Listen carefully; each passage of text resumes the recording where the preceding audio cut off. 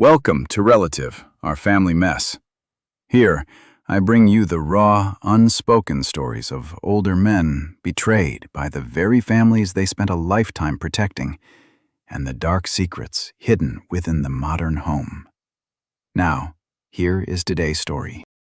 The oak bench of the Denver family court felt like a slab of wood prepared for my own execution. I sat perfectly still at the defense table, my calloused hands folded in front of me, and I listened to a stranger in an expensive suit calmly dismantle the entire story of my life. For the past 40 minutes, my wife's attorney, a sharp woman named Lexi O'Connor, had paced the polished floor in front of the judge. She never once raised her voice. She used a soft, sympathetic tone, the kind of voice a nurse might use to deliver bad news. And that gentle tone made every lie sound like a settled fact. She told the court that I was a danger to my own family. She delivered each accusation slowly, letting it sink into the room before moving to the next. She said that at 62 years old, I was suffering from early cognitive decline. She claimed my memory was failing, that I forgot appointments, that I wandered off job sites in confusion and left my crews waiting for hours. She painted a picture of a tired old man whose mind was slipping away one quiet day at a time. Then she leaned closer to the judge and lowered her voice, as if the next part genuinely pained her to say. She said I had been drinking heavily for years, hiding bottles around the house, endangering everyone near me. None of it was true. I had not touched a drop of alcohol in 20 years, not since the cold morning my daughter was born, and I made myself a silent promise that I would always be clear-headed enough to carry her. But sitting in that courtroom, listening to a polished professional repeat the lie with such rehearsed sorrow, I understood something cold and terrifying. In a family court, the truth does not always win. The better performance wins. And right now, I was losing. I built my company, Davenport Construction, from absolutely nothing. 30 years ago, I started with one used pickup truck, a second-hand cement mixer, and a pair of hands that had been afraid of honest work. I poured foundations in the freezing Colorado winters, my fingers cracking in the wind off the mountains. I framed houses until my shoulders screamed and my back gave out. Brick by brick, contract by contract, payroll by payroll, I built something real and lasting. And now the woman I had married 15 years ago, and the man I had trusted like a younger brother, wanted to take every last piece of it. O'Connor turned her attention to the business. She told the court that my supposed mental decline was driving the company straight into the ground. She argued that my wife, Bridget, should be granted full executive control of Davenport Construction as fair compensation for years of quiet suffering. And then she asked for the one thing that truly froze the blood in my veins. She asked the court to grant Bridget sole custody of our 11-year-old daughter, Lyric. Bridget sat 2 tables away from me, dabbing at perfectly dry eyes with a folded white tissue. She wore a plain navy dress I had never seen before, something modest and gray and sorrowful, carefully chosen to make her look like a weary, long-suffering wife at the end of her strength. It was a costume. Nothing more. The woman I actually knew spent her afternoons at private country clubs and luxury spas, not nursing a sick husband through imaginary illness. But the judge did not know that. The judge only saw the performance she had spent months perfecting. I'd come prepared to fight. My worn leather briefcase sat beside my chair, heavy with bank statements and medical records. Every document I needed to prove my financial stability and my perfectly sound mind. But I already understood the brutal mathematics of my situation. An older man defending his own sanity in a family court is fighting uphill on a sheet of ice. Every word I might speak in my own defense could be twisted into proof of the very paranoia they had accused me of having. If I argued too hard, I looked unstable. If I stayed quiet, I looked guilty. I felt the walls of that room closing in around me. I thought of all the early mornings I had driven Lyric to school with the radio low, all the bedtime stories read in funny voices, all the times she had fallen asleep against my shoulder on long drives through the mountain passes. The thought of losing her, of having my little girl raised by people who saw her only as a bargaining chip in a financial war, made my chest tighten until I could barely pull a full breath. And that was the exact moment my daughter stood up. She rose quietly from the wooden benches in the public gallery, where the court clerk had allowed her to wait. She did not cry. She did not make a single sound. She simply got to her feet, clutching a slim digital tablet against her chest like a shield, and she began to walk toward the front of the courtroom with slow, deliberate steps. Lyric is 11 years old. She has my late mother's dark, watchful eyes and a stubborn calm that has always quietly amazed me. As she walked, she passed through the small swinging gate that separated the public gallery from the legal floor. An armed bailiff stepped forward at once, his hand moving to his belt, ready to stop a child who clearly did not belong where she was walking. Lyric stopped. She looked up at the towering man in his pressed uniform, and she did not flinch or look away. The entire room had gone completely silent now, every head turning toward the small girl standing alone in the center of that vast, intimidating space. Then she looked past the bailiff, straight up at Judge Princeton Garrett on his elevated bench, and she spoke in a clear, steady voice that carried into every corner of the room. She asked the judge if she could show him a video. A video, she said quietly, that even her own father had never seen. Judge Garrett studied my daughter for a long, silent moment. He leaned forward over his elevated desk, his reading glasses sliding down his nose, and he took in everything about her. He noted the absolute calm in her posture, the steadiness of her small hands, and the clear, determined focus in her dark eyes. Lyric's attorney was not in the room, but Bridget's lawyer was already on her feet. Lexi O'Connor objected immediately, her sympathetic mask slipping into something sharper. She cited procedural rules, the inadmissibility of unverified evidence, and the severe psychological stress this whole ordeal was placing on a vulnerable minor. She insisted the child be removed from the courtroom for her own protection. Judge Garrett raised one hand, and the lawyer fell silent.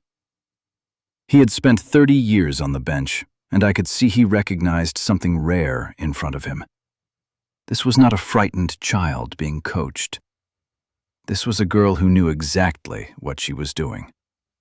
He ordered the bailiff to stand down, and he gave Lyric permission to approach the clerk's desk. With a calm efficiency that startled me, my 11-year-old daughter handed a thin connection cable to the court technician and quietly asked him to link her tablet to the overhead projector.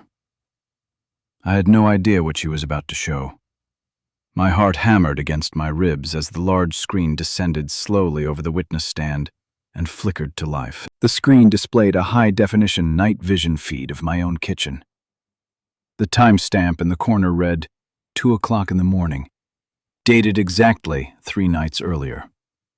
I recognized the camera angle instantly. It came from the hidden security lens built into the smoke detector I have installed above the kitchen island last year, after a string of break-ins rattled our neighborhood.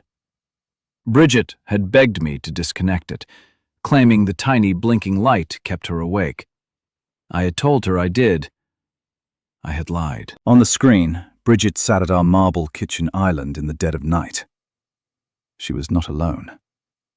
Sitting close beside her was Adam Carson, my chief accountant and business partner, the man I had hired straight out of college, mentored for over a decade, and trusted with the financial soul of my company.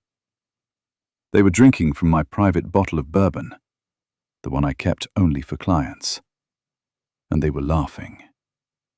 The courtroom speakers crackled, broadcasting their hushed, arrogant voices into the dead silent room. Adam slid a thick stack of legal documents across the marble counter. He handed Bridget a pen and told her to keep her hand steady. I watched, my stomach turning to ice, as Adam carefully pressed a forged copy of my signature onto the final page, while Bridget signed her own name beside it as a witnessing party. Adam took a slow sip of my bourbon and said it out loud, clear as glass. He told her the $3 million line of credit was now fully routed through his shell company. He laughed, a cold and calculating sound, and explained that the divorce would legally bury me under the entire defaulted debt. I would be bankrupt, he said, unable to afford a lawyer good enough to fight for custody. Then Bridget smiled on the screen. She replied that locking me away in a state facility for dementia patients would be simple once the stress of the debt finally cracked my mind. She said our daughter would forget me within a year. The air in that courtroom completely evaporated.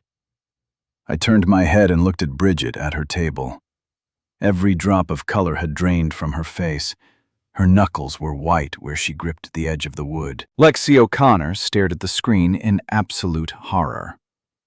She was a lawyer who had built her career on aggressive but legal maneuvers, and she was now looking at undeniable, high-definition proof of federal wire fraud and criminal conspiracy. If she continued to represent Bridget after seeing this, she would become legally complicit in presenting a fraudulent case to a sitting judge. She did not say a single word to her client. She snapped her briefcase shut, the locks clicking loudly in the silence, and took 3 full steps away from the table. She turned to the judge and formally withdrew her representation on the spot, citing an irreconcilable conflict of ethics. Judge Garrett did not ask for a single word of explanation. His face had hardened into a mask of cold fury. He reached for his wooden gavel and brought it down with a force that echoed off the high ceiling. He announced that the divorce proceedings were frozen immediately. He looked directly at Bridget and stated that, based on the overwhelming evidence of financial sabotage and criminal conspiracy, he was granting me full temporary custody of Lyric, effective at once. He then ordered the court clerk to forward the video file directly to the district attorney's office for criminal review. I should have felt triumphant. I had my daughter. I had proof. The battle was supposed to be over right there in that room. But as I rose to walk toward Lyric, I noticed something that turned my relief to dread. Bridget was no longer panicking. The shock had drained from her face, replaced by a dark, knowing smirk. She did not beg the judge. She did not try to explain the video away. Instead, she calmly reached into her designer purse, pulled out her phone, and typed a single short message. She hit send, placed the phone face down on the table, and looked directly into my eyes, with a smile that chilled me to the bone. She knew the video had destroyed her, but the message she had just sent was the trigger to a trap I had not yet seen. The heavy oak doors of the courthouse swung shut behind us, sealing away the murmur of the legal floor. I held my daughter's hand tightly as we walked down the wide marble steps and out into the blinding Colorado afternoon. The mountains stood pale and distant on the horizon, the same mountains I had built houses against for 30 years. We had won the first battle, but I could not shake the image of Bridget's cold, knowing smile, or the single message she had typed before she put her phone face down on the table. That message was not a surrender. I had been married to the woman for 15 years, and I knew the difference between defeat and strategy. That smile belonged to someone who still held a card she had not yet played. By the time Lyric and I reached my truck in the sprawling parking lot, my phone began to vibrate against my chest. It was not a single ring. It was a continuous, relentless seizure of automated notifications, one after another, faster than I could read them. I pulled the device out of my jacket and watched the screen light up with urgent warnings from every financial institution I had ever done business with. The alerts came from Chase, from Wells Fargo, from the regional credit union where I kept the company payroll. They cascaded down the screen in a waterfall of red text, each one more alarming than the last. Frozen, suspended, under review, access denied. My hands grew cold around the phone as the full shape of the trap began to reveal itself. Adam had anticipated this exact moment. He was an accountant, after all, a man who lived inside spreadsheets and contingency plans. He had always known that if those forged documents ever saw the light of day, he would need a catastrophic distraction to keep me paralyzed long enough to finish what he had started. So he had used his executive access to trigger an early default clause on the fraudulent $3 million loan. He had not borrowed that money from a normal, reasonable bank. He had gone to a predatory private lending firm, the kind that specialized in aggressive, merciless asset seizure with no patience and no mercy. The moment Bridget sent that text from the courtroom, she gave Adam the signal to pull the trigger. He handed the lending firm the green light to execute a hard freeze on absolutely everything connected to my name. They locked the company operating accounts. They locked my personal savings, the money I had set aside for retirement after a lifetime of physical labor. And then they froze the small college fund I had opened for Lyric the week she was born. The account I had quietly fed with a little money every single month for 11 years. They had reached into my daughter's future and slammed the door shut. It was a synchronized financial execution, designed to suffocate me instantly, before I could even understand what was happening. I stood there in the parking lot, the hot asphalt shimmering around us, and I forced myself to breathe slowly. Panic was a luxury I could not afford. Lyric was watching my face, reading me the way children always read their parents, and I made my expression calm and steady for her sake. I told her everything was fine, just a banking mix-up, the kind of thing that happens sometimes with big companies.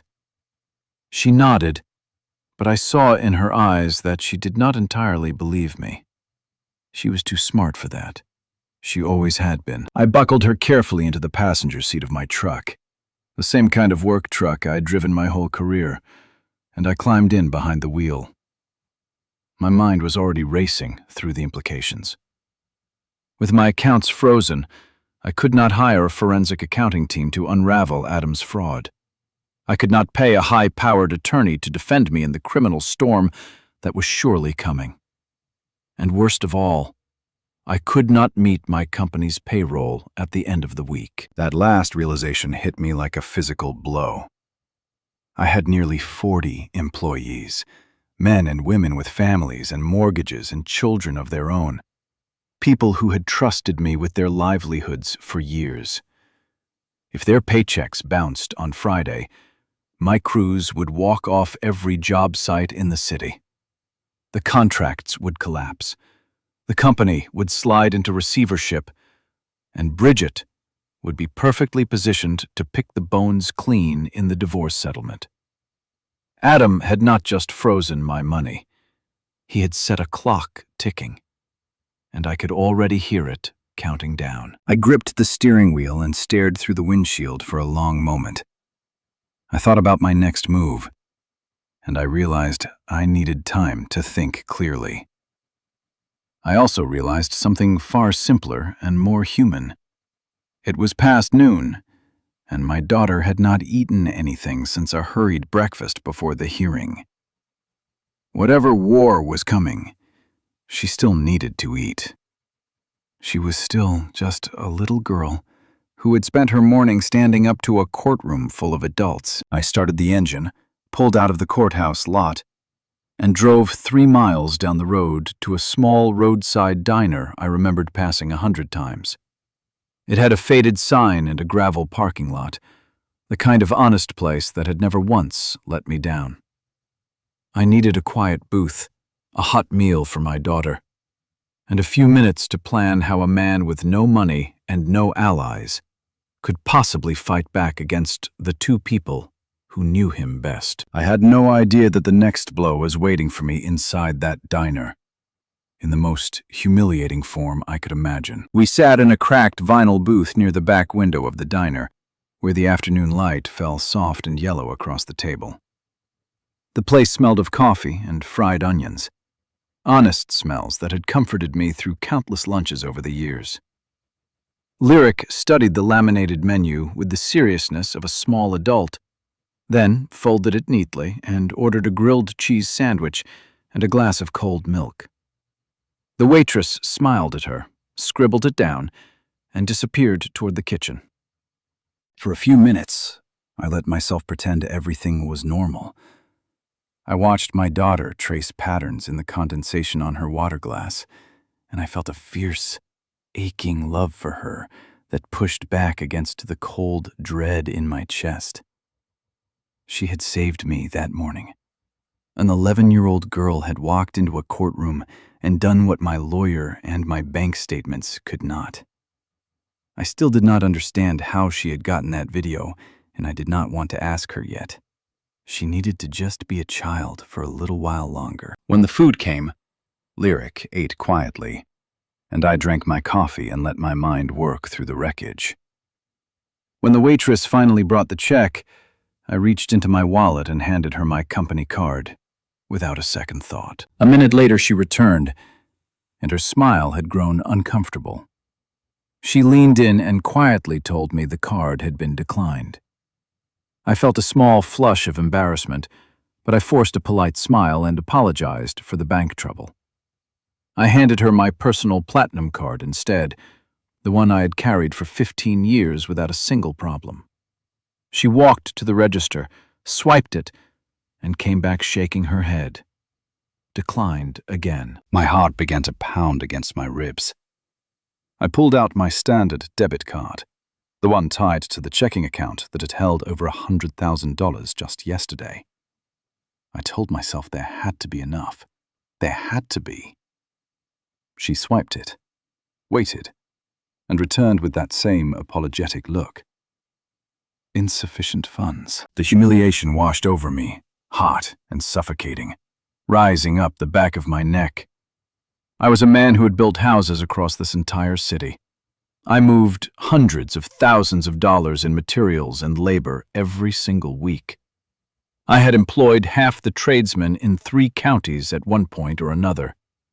And now, I could not afford to buy my own daughter a $5 grilled cheese sandwich. The waitress looked at me with a mixture of pity and quiet annoyance, and that look cut deeper than any accusation O'Connor had thrown at me in court. Bridget's strategy was brilliantly cruel, and I had to admit it, even as it crushed me. By freezing every dollar I could touch, she had not just attacked my comfort, she had cut off my oxygen. She knew I could not hire the experts to fight the fraud. She knew I could not make payroll on Friday. She knew that if my crews did not get paid, the whole company would grind to a halt and collapse into her waiting hands. She had thought of everything, but she had forgotten one thing. She had forgotten the man I used to be. Before the tailored suits in the corner office, she had forgotten where I came from. I thanked the waitress, took the check, and told Lyric I would be right back.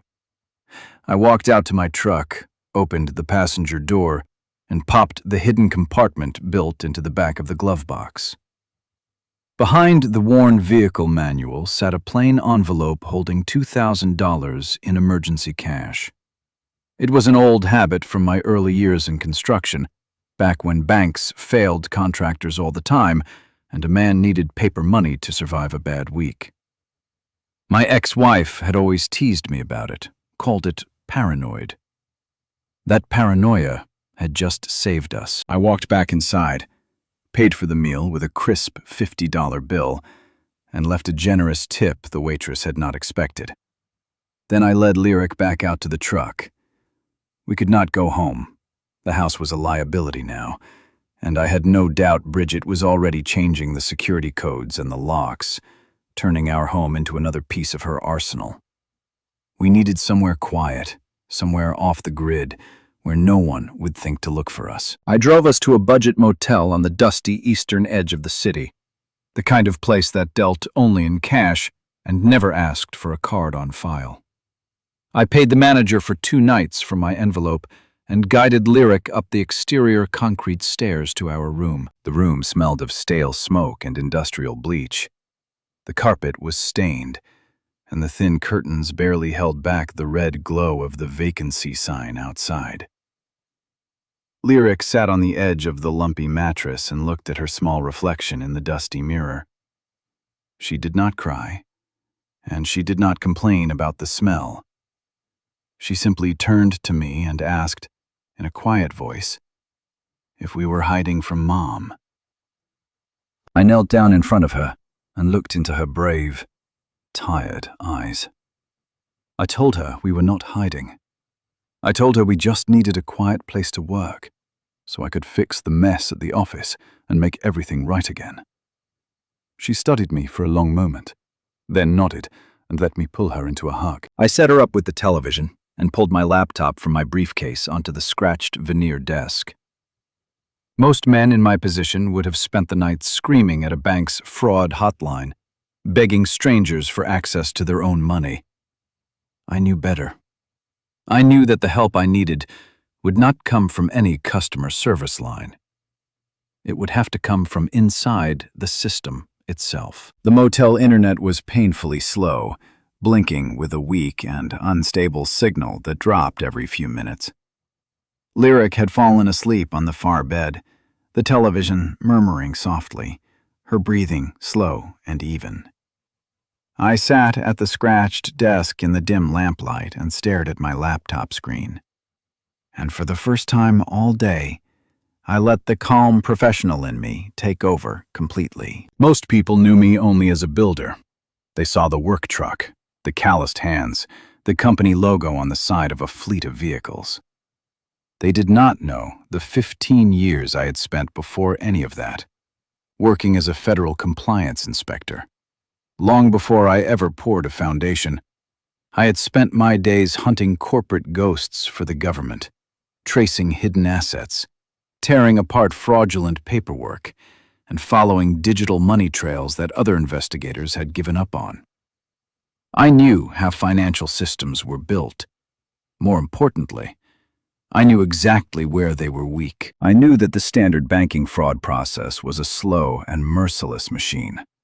Filing a complaint, waiting for internal reviews, surviving the federal processing times. All of it could take up to 90 days to resolve. I did not have 90 days. I had less than 48 hours before the payroll accounts bounced and my company died on the vine. I could not wait for permission. I needed direct access, and I needed to see exactly what Adam was doing inside my network at this very moment. I opened a command terminal on the laptop. The screen turned a flat, depthless black, with nothing but a small green cursor blinking patiently in the corner. I cracked my knuckles, took a slow breath, and began to type. I did not bother with the standard employee login portal. That door was surely locked against me by now. My credentials revoked the moment Adam made his move. Instead, I typed in a long string of commands, pinging a dormant back door I had quietly coded into my own company's server architecture nearly a decade ago. It was an old inspector's habit, a digital emergency exit I had built for exactly this kind of nightmare, a way to bypass the main firewalls and any executive lockout in the event of a hostile takeover. I had built it and then prayed I would never need it. I held my breath as the motel connection struggled to push the data through. The cursor blinked. The screen hung empty for a long, agonizing moment, while the server, somewhere across the city, analyzed my hidden credentials, deciding whether to trust a ghost. The connection stuttered. The signal indicator dropped to a single bar, then climbed back. I leaned closer to the screen, willing it forward. Then the terminal flashed 2 words in pale green letters. Access granted. I was inside the mainframe. A quiet, fierce satisfaction moved through me. Whatever they had taken, they had not been able to take this. They did not even know it existed. I immediately began navigating toward the administrative control panel, intending to lock out Adam's rogue account and revoke every privilege he had abused. My fingers moved across the keys with the muscle memory of 1,000 old investigations. But the moment I pulled up the active server logs, the blood drained from my face, and my hands went still on the keyboard. The server was running at maximum capacity. I could picture the cooling fans in the server room miles away, screaming as they fought to keep the hardware from overheating. The system was working harder than it ever did during a normal business day, and it was the middle of the night. I was not the only person inside the network. The live activity log scrolled down my screen at a terrifying speed, line after line of automated commands executing one after another. There was an active administrator account logged in right now, in real time, running a massive automated purge protocol. Someone was inside my system at this exact moment, and they were systematically destroying it. It was Adam. It had to be. And he was not stealing more money. He was deleting evidence. I watched, helpless, as the logs showed the protocol tearing through the company's internal email archive.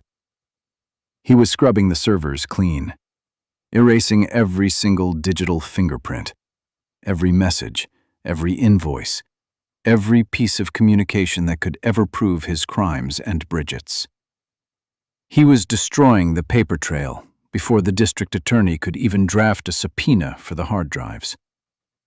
He was burning down the house with all the proof inside it. I understood the math instantly, and it was brutal. If Adam finished that deletion, I would have absolutely nothing to hand the federal authorities. The video Lyric had shown the court proved the forgery, but it was one night, one moment. The emails on these servers proved everything else. 2 years of conspiracy, the shell company, the laundering, the whole rotten architecture of their betrayal. Without them, I would be left holding the bag for a $3 million theft I did not commit, and Adam and Bridget would walk away clean. My first instinct, the instinct of any normal man under attack, was to slam my hand down on the keyboard and lock him out right now. Cut his access, stop the bleeding. My fingers hovered over the keys, trembling slightly with adrenaline and rage, but I did not press a single one of them. Because some cold, patient voice from my old life, the voice of the inspector I used to be, whispered a warning I had learned the hard way many years ago. Interrupting a panicked criminal in the middle of covering his tracks was the single worst thing I could do. If I locked him out now, he would know in an instant that someone was inside the system, watching him. And then he would do something far more dangerous than deleting a few files. I forced my hands away from the keyboard and made myself think like an investigator, instead of a victim. If I stopped Adam now, he would panic. He would destroy the physical hard drives at the office, wipe the backups, and vanish with my money before sunrise. I needed him to feel safe. I needed him to believe he was getting away with it. So instead of fighting him, I opened a second command window beside the first. I typed out a sequence for a shadow copy protocol, a silent mirroring command I had used many times in my old life to catch corrupt government contractors who thought deleting a file made it disappear forever. The principle was simple and merciless. Every time Adam permanently erased an email from the main server, my hidden protocol instantly duplicated that exact file and routed it through an encrypted tunnel directly onto the hard drive of my laptop. He was deleting the evidence, and with every keystroke, He was handing me a perfect copy of it. I sat there in the dim light of that motel room, listening to the slow rattle of the cheap air conditioner and the soft breathing of my sleeping daughter. And I watched my stolen data pour quietly back into my hands. The download bar crept forward with agonizing slowness against the weak motel signal. Every time the progress paused, I held my breath, praying the connection would not drop and break the mirror. 40 long minutes crawled by, while Adam, somewhere across the city, gleefully burned down everything he thought could hurt him. Then the server activity ceased. The purge was complete. Adam logged off, believing the past 2 years had been wiped from existence. He had no idea that every deleted file now sat safely encrypted on a laptop in a roadside motel. I disconnected from the network at once and opened the newly filled folder on my desktop. I expected to find simple wire transfer receipts and a few forged statements detailing the $3 million he had stolen. What I found instead made my stomach turn to stone. This was not a simple theft. This was a sophisticated criminal enterprise that had been operating right under my nose for 2 full years. The folder held hundreds of falsified material invoices. Adam had not only stolen cash, he had been using my company, my trucks, my crews, and my good name to run something far darker. He had set up phantom supply contracts, ordering enormous quantities of construction materials that never actually arrived at any of my job sites. Steel, copper wiring, industrial-grade chemicals, all billed at premium prices, all paid for through the company accounts. The materials were real. They simply never came to me. They were being diverted somewhere else entirely. I dug deeper into the routing records, and the picture grew worse. The destination codes on those phantom shipments matched a cluster of remote distribution warehouses near the state line, the kind of isolated lots no legitimate contractor ever used. He was funneling untaxed, illegally trafficked materials through my legitimate business, using Davenport Construction as a clean and respectable shield. The premium fees he charged for this service vanished into a maze of accounts, washed clean by the time they came out the other side. My company was a money laundering operation, and I had never seen it happening. The sheer scale of my exposure was staggering. If a single state inspector had ever pulled the records on one of those phantom contracts, or if law enforcement had ever traced that trafficked material back to my trucks, my entire company could have been seized under federal racketeering statutes. My employees could have been arrested. 30 years of honest work could have been erased in a single raid, and Adam would have made sure I took the fall for all of it. I opened the financial ledgers attached to those laundering routes, my hand steady now, cold with a fury that had moved past panic into something far more dangerous. The fees were being funneled through a shell company registered in Delaware. I pulled up the incorporation documents for that entity, expecting to find Adam's name listed somewhere in the fine print, hoping for the proof that would tie him to it directly. I did not find Adam's name. I found the name of my wife. Bridget was listed as the primary financial beneficiary and sole managing director of the shell company that received every laundered dollar. The whole thing had been built to make her rich, while leaving me to rot in a federal prison cell. I sat back slowly in the cheap motel chair and stared at her name on that screen. The betrayal was so much deeper than a divorce, so much colder than an affair. She had not simply fallen out of love with me. She had spent 2 years methodically building a criminal fortune out of the company I had bled for, all while smiling at me across the breakfast table. All while planning to have me declared insane. I looked over at Lyric, asleep and unaware, her small chest rising and falling in the flickering light of the television. Whatever it took, I would make sure she never paid for her mother's crimes. I copied the most damning files onto a small portable drive from my briefcase, already planning my next move. I would need hard copies. I would need to be ready to walk into the district attorney's office and lay the whole thing out, piece by undeniable piece. I was just reaching for the drive when a heavy, violent knock rattled the motel door. I froze. The knock came again, louder and more demanding than the first.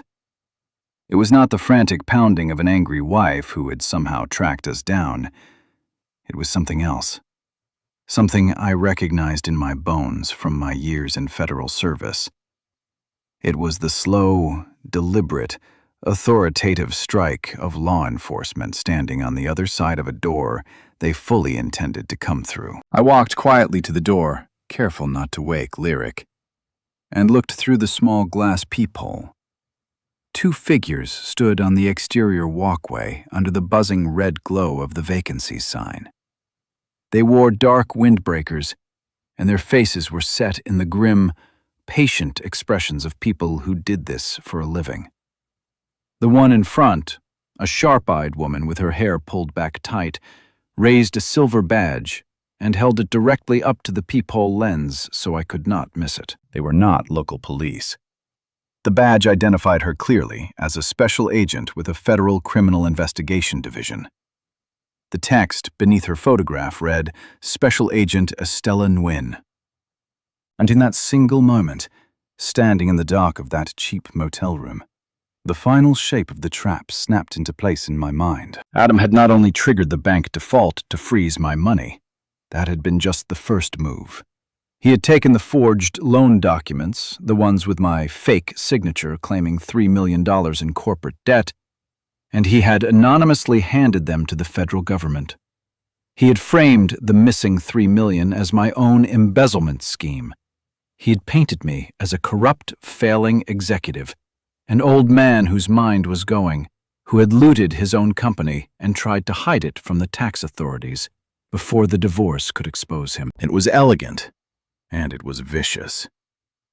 He knew the federal agents would freeze my accounts, move in for an immediate arrest, and ignore every word of denial from a man who was, by all appearances, a bitter old husband in the middle of an ugly divorce.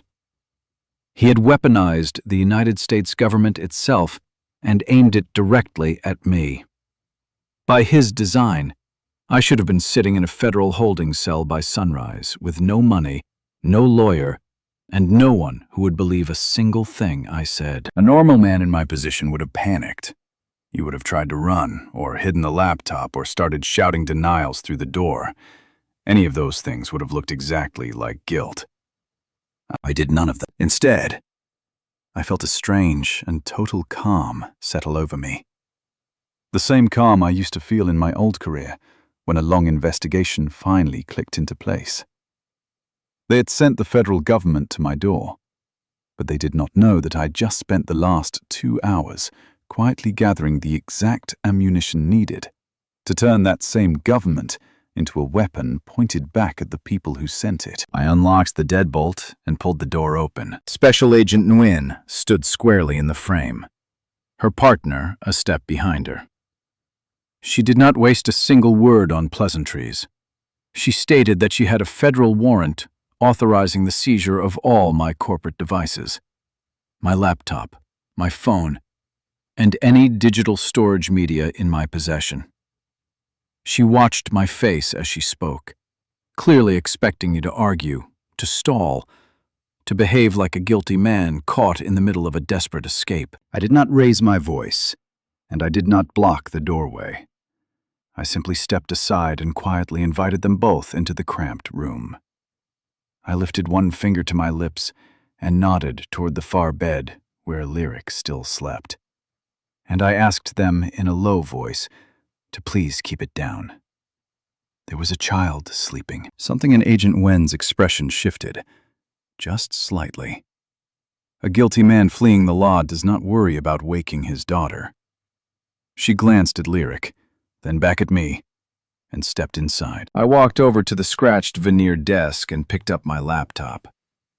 But I did not close the screen and hand it over. Instead, I turned the device around and set it down directly in front of her. the glowing monitor facing up. I told her she was welcome to take the machine without any fight from me. But I strongly suggested that she look at exactly what was displayed on the screen before she decided to put me in handcuffs in front of my sleeping child. Agent Nguyen looked skeptical. I could see it in the set of her jaw. The practiced patience of someone who had heard 1,000 desperate excuses from 1,000 guilty people. But she was also a professional, and a professional looks before she leaps. Her eyes dropped to the glowing monitor. I'd left the freshly decrypted server logs wide open across the screen, exactly as I intended. I did not waste my breath defending my character. I did not deny the $3 million loan, or protest my innocence, or tell her about my divorce. None of that would have meant anything to her. Words were cheap, and she had heard them all. Instead, I leaned over the desk, pointed one steady finger at a specific string of numbers on the screen, and gave her the only thing that mattered. I told her that an amateur criminal might forge a signature on a piece of paper, but a man who had spent 15 years as a federal compliance inspector knew that digital footprints are carved in stone, and they do not lie.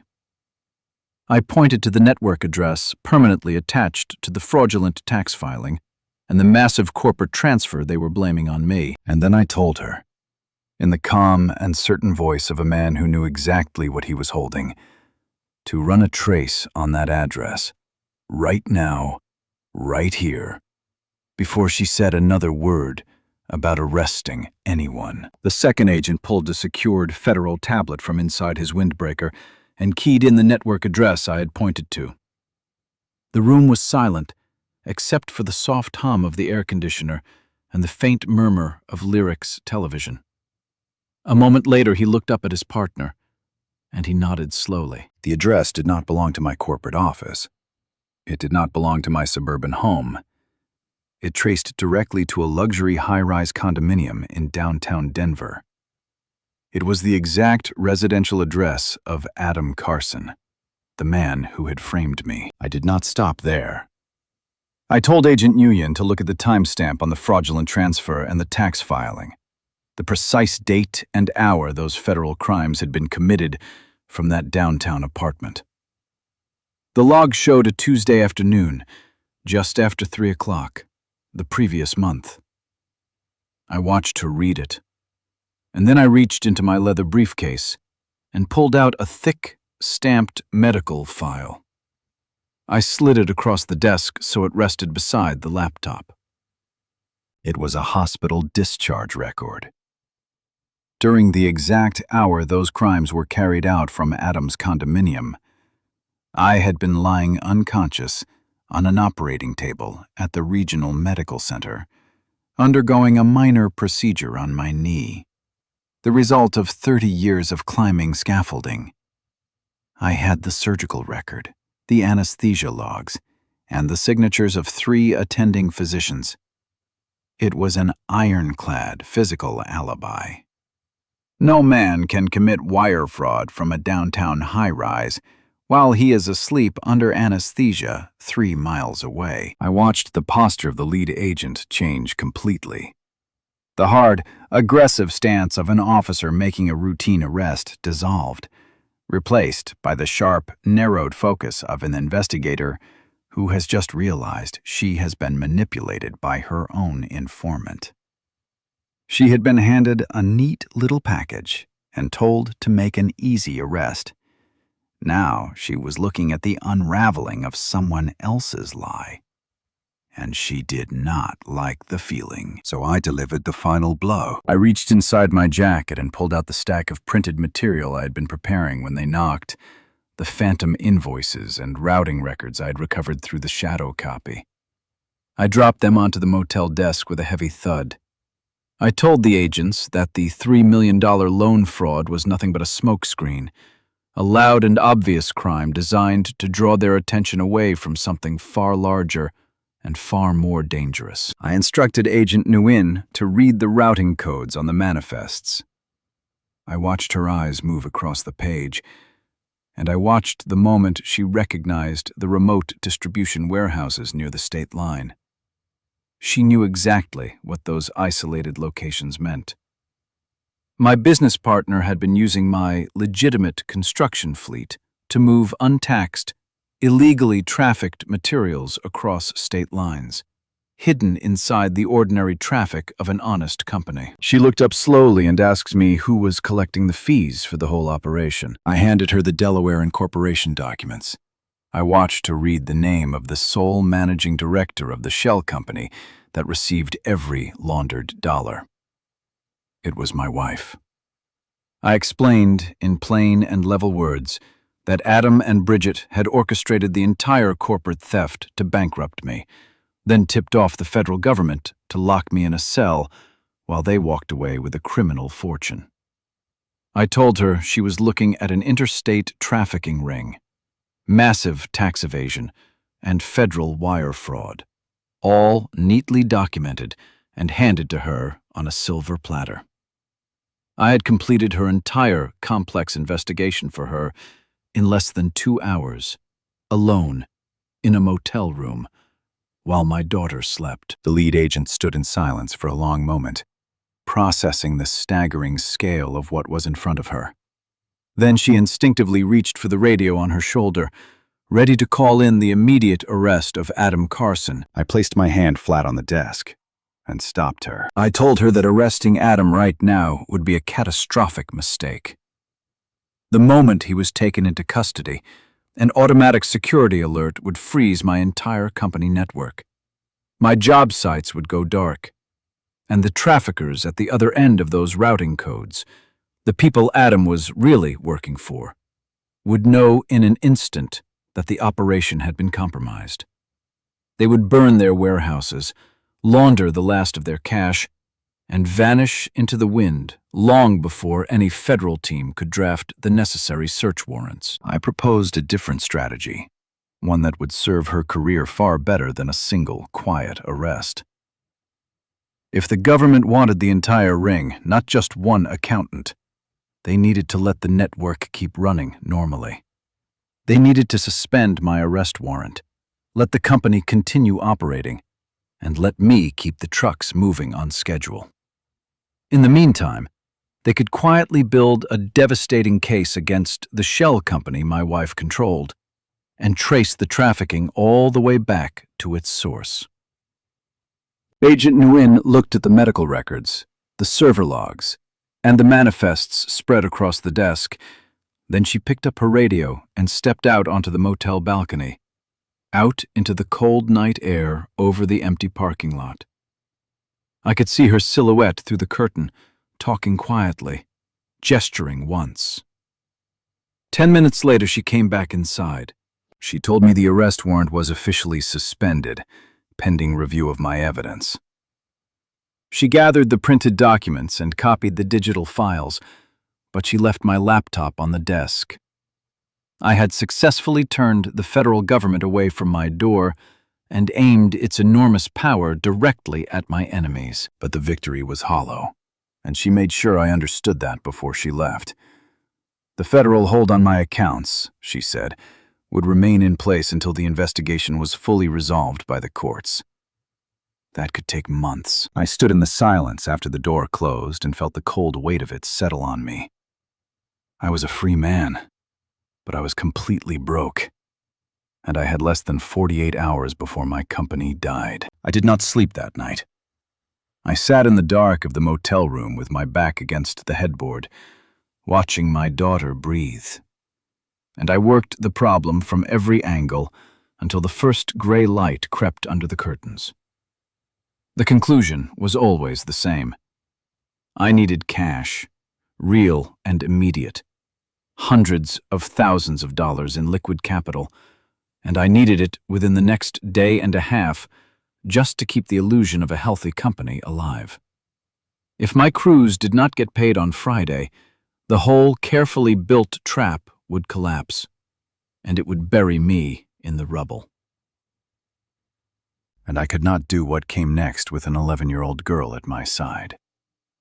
The places I had to go and the men I had to face were no place for a child. So before the sun was fully up, I made a single phone call to a man named Adriel McClure. Adriel lived 2 houses down from my home, a retired Marine gunnery sergeant with a spine like rebar and a deep, quiet sense of honor. Years ago, I had helped him untangle a brutal mess with his veteran benefits, sitting up with him through long nights of paperwork the government had tried to bury him under. He had told me then that he owed me, and that he did not forget his debts. I had never once asked him to make good on it. I was asking now. I told him almost nothing over the phone. I told him only that Lyric was in danger, real danger, and that I needed a ghost to watch over her, someone no one would expect and no one could move. He did not ask a single question. He said he would be there in 20 minutes. He arrived in 19. He stepped into the motel room carrying a heavy canvas duffel bag and took the corner chair facing the door, settling into it like a man who intended to stay rooted there until the world ended. He looked at Lyric, still sleeping, and then he looked at me and gave a single short nod. That nod said everything. Go do what you have to do. She is safe. I leaned over and kissed my daughter's forehead, whispered that I would be back soon, and walked out into the cold dawn. I did not drive my own truck. I left it at the motel and walked out to the highway to flag down a cab, because a recognizable work truck was the last thing I needed where I was going. The sky was a bruised purple as we drove away from the quiet residential streets and descended into the heavy industrial sector on the south side of the city. The air grew thick with the smell of diesel exhaust, wet asphalt, and burning metal. This was the underbelly of my entire industry, the place where the real work got done, and no one asked too many questions. I had the driver drop me 2 blocks short of my destination, a sprawling lot ringed by chain-link fence and stacked with heavy equipment. This was the operational hub of my largest independent subcontractor, a hard man named Jasper Atkins. Jasper ran 30 pieces of heavy machinery and a crew of operators who worked grueling hours and kept their mouths shut as long as the checks cleared. He had hauled material and run equipment for Davenport Construction for the better part of 15 years. But loyalty in this district only ran as deep as the last payment, and we both knew it. I walked through the loud maintenance bay, ignoring the suspicious stares of the grease-stained mechanics, and climbed the metal stairs to the elevated glass office that overlooked the equipment yard. Jasper did not offer me a chair. He stood behind a battered metal desk, his thick arms crossed over a stained work shirt, watching me come through the door with an expression I could not quite read. He did not waste time on greetings. He told me flatly that my company accounts had bounced that morning, that everybody in the district already knew it, and that I currently owed him $200,000 for the equipment and operators he had supplied over the last month. Then he told me something that made my blood run cold. He said he had received a private phone call less than an hour ago from Adam Carson. Adam had offered to pay Jasper $100,000 in clean cash by noon if Jasper agreed to immediately file a breach of contract claim and legally seize my entire fleet of equipment, every excavator, every crane, every truck I depended on. Adam was tightening the noose with surgical patience, stripping away my physical assets before I could even mount a defense, leaving me with frozen accounts and empty yards. Jasper leaned forward over the desk, his weathered face hard as concrete, and he told me I had exactly 5 minutes to give him one good reason why he should not sign Adam's paperwork and take everything I had left, right there and then. I looked at the clock on his wall. I did not beg. I did not appeal to 15 years of business between us. I knew loyalty in this place went exactly as far as the last cleared check, and not 1 inch further. So instead, I reached into my leather briefcase and set a single manila folder down on the cold metal of his desk. Jasper let out a long, frustrated breath, but he flipped open the cover of the folder. I watched his eyes scan the first printed page, then the next, his jaw tightening with every line. He recognized his own equipment identification numbers. He recognized the names of his best operators and drivers, the men he trusted most, printed neatly beside a column of midnight delivery schedules he had never authorized. Then he saw the destination codes. He was a veteran of the construction trade, 30 years in the dirt and the diesel, and he knew exactly what those isolated warehouses near the state line represented. No honest job ran material to a place like that at 2 a.m. I did not raise my voice. I told him the truth, flat and cold. I told him that Adam Carson had been quietly hijacking his crews for the past 6 months, using his drivers as blind mules to haul untaxed, illegally trafficked material for the same operation that was laundering money through my company. Jasper's men had no idea what they were carrying, but the law would not care about that. The color drained from Jasper's weathered face. He understood the catastrophic danger he was sitting in. If a single state trooper pulled over one of his trucks tonight and searched the trailer, his driver would face severe federal trafficking charges. And worse, the government would automatically invoke racketeering statutes to seize his commercial licenses, his entire fleet, every piece of equipment in that yard, and the warehouse we were standing in. He would lose everything he had built over 30 years, and likely spend the rest of his life in a federal prison, simply because Adam had decided to use him as a disposable shield. Jasper slammed his fist down on the metal desk hard enough to make the whole thing jump.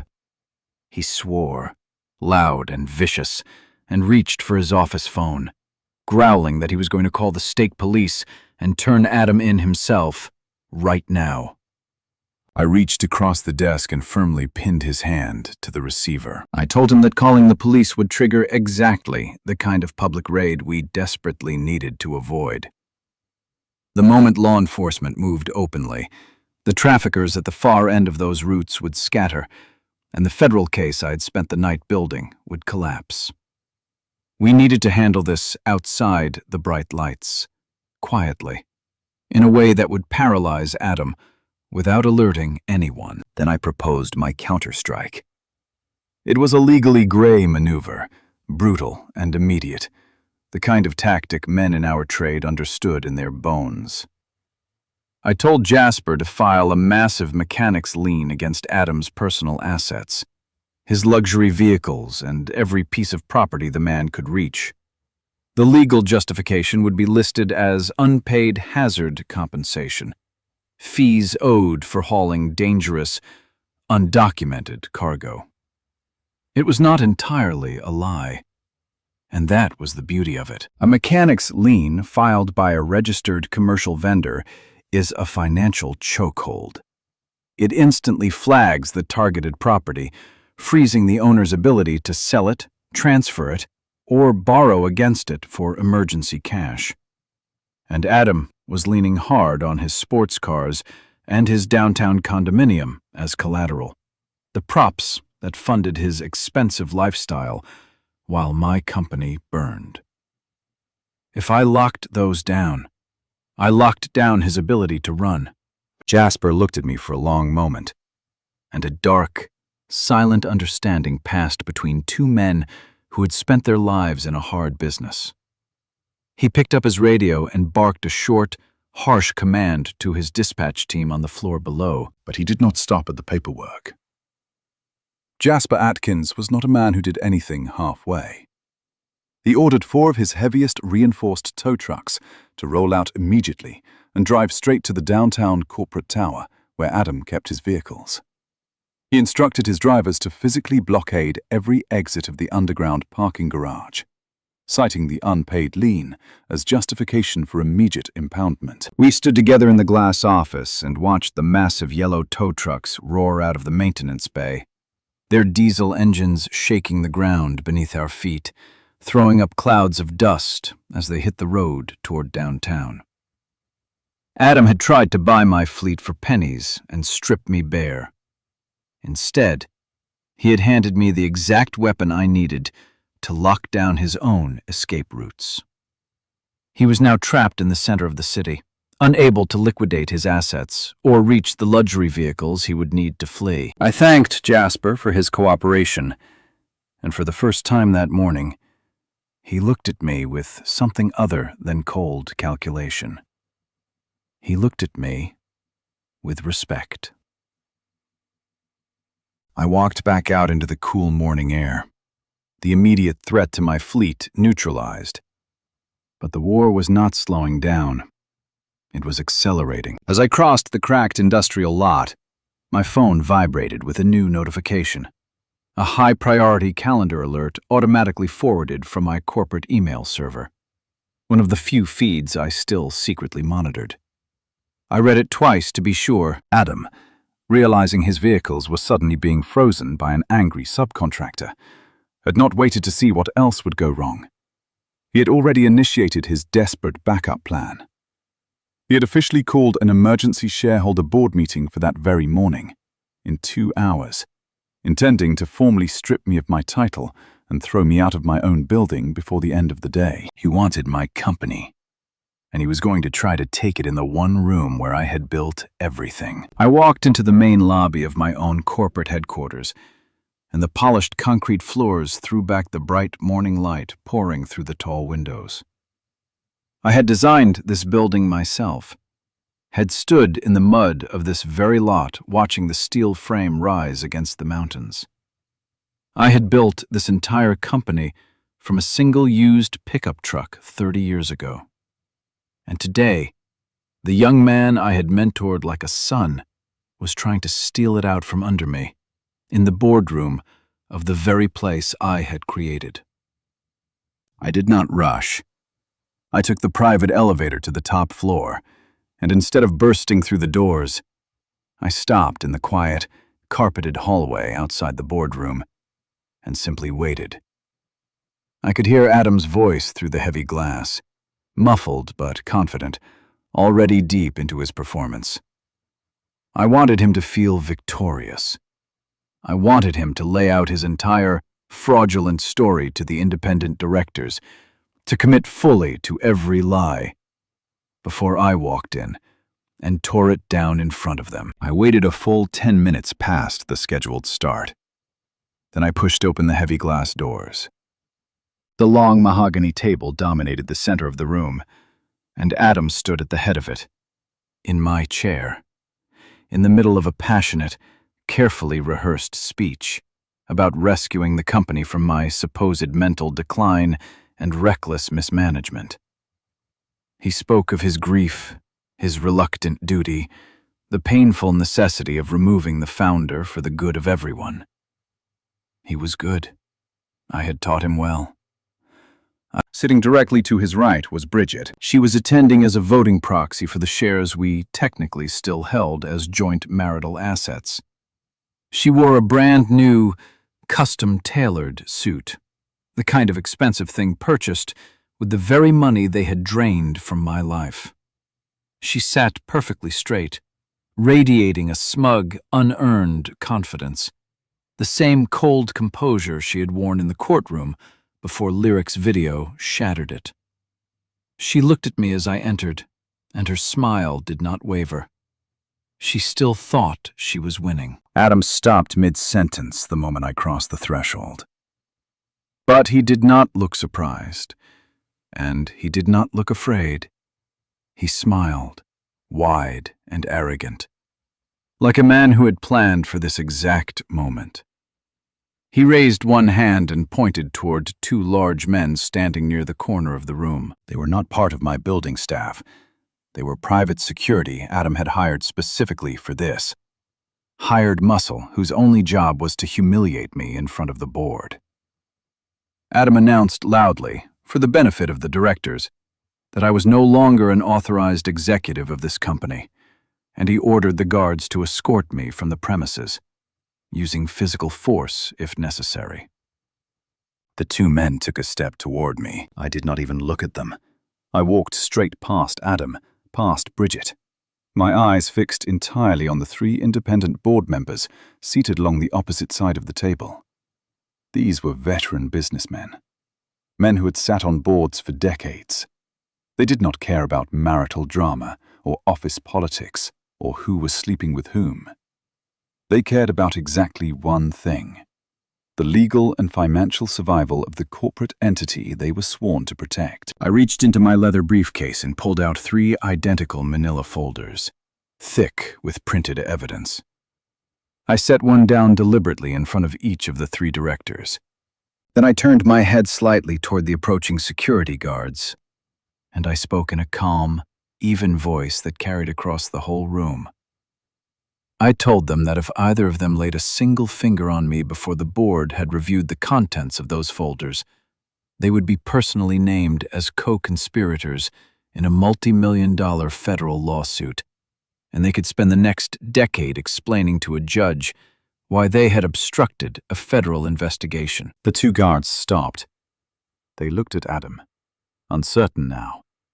And then they slowly stepped back. Adam slammed both hands down on the mahogany table, the sound cracking through the room, and demanded to know what garbage I was handing out, what desperate nonsense I was wasting their time with. I ignored him completely.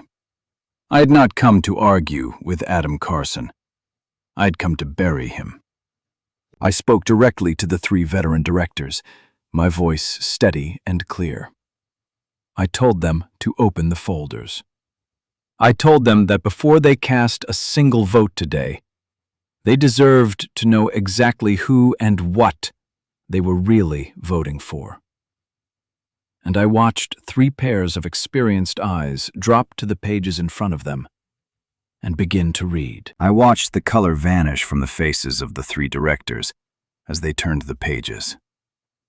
Inside the folders were the printed copies of the federal seizure documents already being filed against the Delaware Shell Company, the falsified material invoices, the routing records for the trafficked cargo, and the incorporation papers naming Bridget as the sole managing director receiving the laundered money. They were not looking at a bitter old man's accusations. They were looking at undeniable, documented proof of federal racketeering. I kept my voice level and clear. I explained that the Shell Company in those documents currently held a stake in our firm through Bridget's proxy shares. I explained that the frozen accounts they had been panicking about all morning were not the result of my mismanagement at all.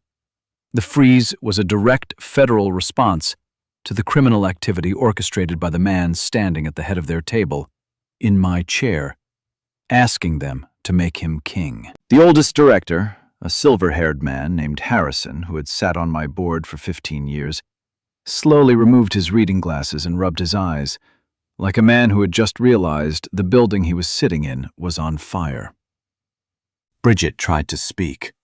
Her mouth opened, but her voice caught in her throat, and she looked up at Adam with wide, frightened eyes, waiting for him to fix the catastrophe unfolding around them. Adam tried to seize back control the only way he knew how: by shouting.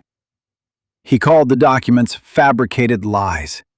He called me a desperate, bitter old man trying to torch the company out of spite because my wife was finally leaving me. He demanded that the board ignore the folders and proceed immediately with the vote to terminate me. I stood perfectly still and let him scream. Let his voice echo off the glass walls until it ran out of air. When he finally fell silent, I spoke calmly, and I invoked a dormant clause from the company's founding bylaws, a strict governance rule I had personally written into the corporate charter 3 decades ago, in case the company I built was ever turned against itself. I stated, clearly enough for every person in the room to hear, that any executive officer under active federal investigation for fraud involving company assets is immediately and permanently stripped of all voting rights, all board privileges, and all facility access. Adam threw his head back and laughed, a loud, ugly sound. He told the directors I was bluffing. He said I had no proof of any active federal investigation, because he knew, he was certain, that he had framed me for the missing millions. He crossed his arms, smiled his venomous smile, and asked me where my imaginary federal agents were hiding. I did not argue with him. I simply raised my left arm and looked at my watch. It was exactly 10 o'clock in the morning, right on schedule. In that very moment, the heavy glass doors of the boardroom swung violently open and slammed against the wall with a crack that made everyone flinch. It was not the private security guards returning to remove me. It was Special Agent Estella Nguyen, and she had not come alone. She strode into the room flanked by 4 federal officers in tactical vests, carrying restraints. The arrogant smile fell off Adam's face, like something had snapped under it. The entire boardroom went dead silent. The officers moved with cold, coordinated efficiency. They did not shout, and they did not draw their weapons. They simply walked directly to the head of the table, where Adam stood frozen. He opened his mouth, but no sound came out. The lead officer gripped him by the shoulder, turned him around, and pressed his hands down onto the polished mahogany. The sharp, metallic click of the handcuffs was the loudest sound in the room. Agent Nguyen formally advised Adam that he was under federal arrest for interstate trafficking, wire fraud, and corporate racketeering. His face went the color of wet ash. He looked desperately at the 3 directors, begging them to intervene, to call the company lawyers. Not one of them moved. They stared at him with open disgust. 2 officers walked Adam toward the doors, while the others bagged his laptop and phone as evidence. And across the room, Bridget realized the ship was going down. She stood quietly and tried to edge toward the side exit, clutching her designer purse, head down. She almost reached the door. Then a 5th agent stepped calmly into her path and pressed a thick, sealed envelope into her hands. He informed her that she was being served with a federal subpoena for the complete financial records of her Delaware shell company. She stared at the envelope as if it were a live snake, her composure finally shattering. When the room cleared, the 3 directors turned to me. There were no apologies and no speeches. The oldest, Harrison, simply leaned forward and moved to immediately reinstate my full executive control and voting rights. The vote was unanimous. I took my rightful seat at the head of the table. I did not gloat. I picked up the conference phone, called my commercial bank manager directly, and told her the man who had authorized the fraudulent loan was now in federal custody. The bank, recognizing its own enormous liability, overrode the freeze on my operating accounts. I logged into the payroll portal and authorized every paycheck with 12 hours to spare. The crews would be paid. The company would live. I should have felt nothing but triumph. But as I set the phone down, it buzzed with a message from my attorney, and I read it twice, and my blood went cold all over again. Bridget had just filed an emergency motion in family court. She was coming for Lyric. I drove back to the budget motel that afternoon carrying a profound exhaustion in my bones, the kind that settles in after a battle is won, but the body has not yet caught up to the news. When I unlocked the door, Adriel McClure was still sitting in the corner chair, exactly where I had left him, steady as a fence post. Lyric sat cross-legged on the bed, watching cartoons, and she looked up at me with a smile that made the whole terrible morning worth it. I thanked Adriel quietly, and he slipped out into the heat without a word, the way men like him always do. I sat down beside my daughter and pulled her close, and I told her the bad men at work were gone, and we were going to be safe now. For a few hours, I let myself believe it. I ordered a pizza. We watched a movie. I let my guard down for the first time in days. And I felt, foolishly, that the worst of the nightmare was behind us. I had underestimated the cold, animal cunning of a desperate person backed into a corner. That evening, while I was learning how to breathe again, Bridget was sitting in a new lawyer's office, reading the federal subpoena she had been handed in the boardroom. She understood the machinery of the law better than most. She knew the federal investigation would grind forward slowly, that a complex case involving shell companies and trafficking would take prosecutors many months to bring to indictment. She was not going to prison tomorrow. She had time. And she realized that while I had won the war over the company, I was still exposed on the one front that mattered most to me. She could not reach my money anymore. So she decided to reach for the only thing I loved more than my own life. Late that night, long after the regular courts had closed, Bridget's lawyer filed an emergency ex parte motion with the family court's night judge. An ex parte motion is a vicious instrument. It is designed to bypass the normal process of hearings and evidence by claiming a child is in immediate, life-threatening danger. It allows a judge to issue a ruling without the other parent ever being present in the room to defend himself, to speak a single word in his own defense. Bridget did not argue about money this time. She did not mention the company. She twisted the story with a sickening, practiced brilliance. She signed a sworn affidavit claiming that I was suffering from severe paranoid delusions. She swore that I had staged a violent, terrifying federal raid on my own company purely to traumatize our daughter and gain leverage in the divorce. She painted me as a dangerous, unstable man who was weaponizing government agencies against his own family. A man whose mind, just as her lawyer had claimed in the first hearing, was finally coming apart. And then she went further than I ever imagined she would. She did not just ask for custody. Her motion demanded that Lyric be immediately removed from my care and placed into state protective custody, into a foster facility, pending a full psychological evaluation of my mental state. She knew I had taken Lyric to an undisclosed location, and she used that very fact against me. She claimed I had effectively kidnapped our daughter and was holding her hostage in a dangerous, unstable environment. She wanted to throw our little girl into the cold, grinding machinery of the state welfare system, not to protect her, to use her, to force me to surrender by holding my daughter's safety as ransom. As the cheap motel clock ticked past midnight, my phone lit up on the nightstand. It was a message from my own attorney, Tessa Myers, and she had attached a copy of the judge's emergency order. The text beneath it was short, and it stopped my heart. They are coming for her. First thing in the morning.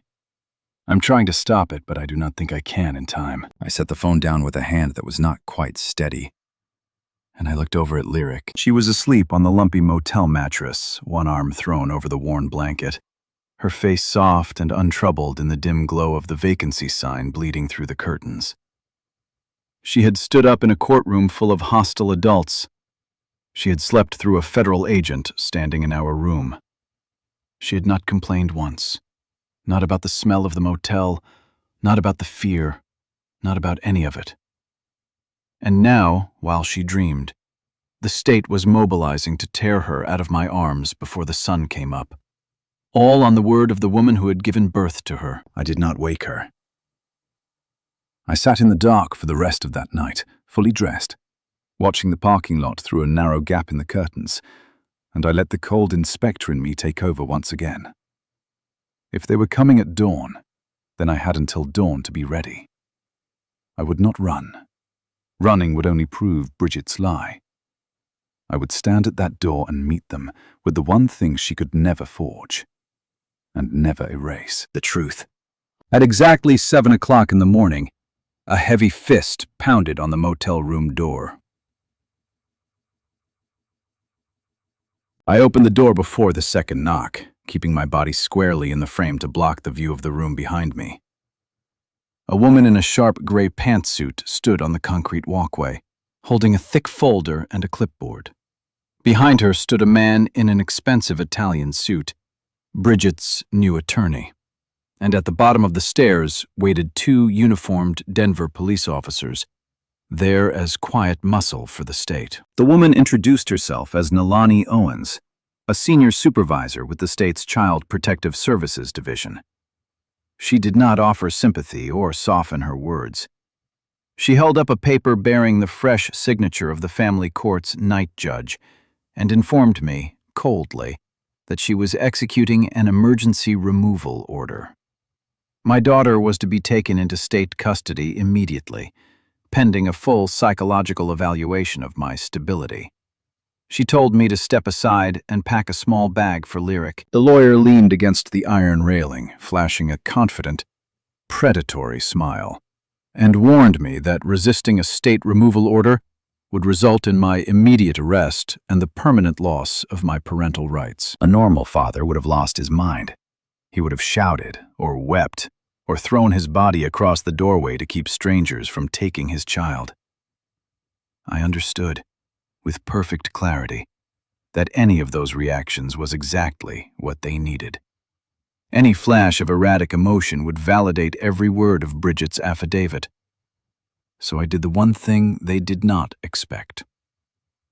I stayed calm. I kept my voice level and my hands visible, and I stepped back and politely invited Supervisor Owens and the lawyer into the room.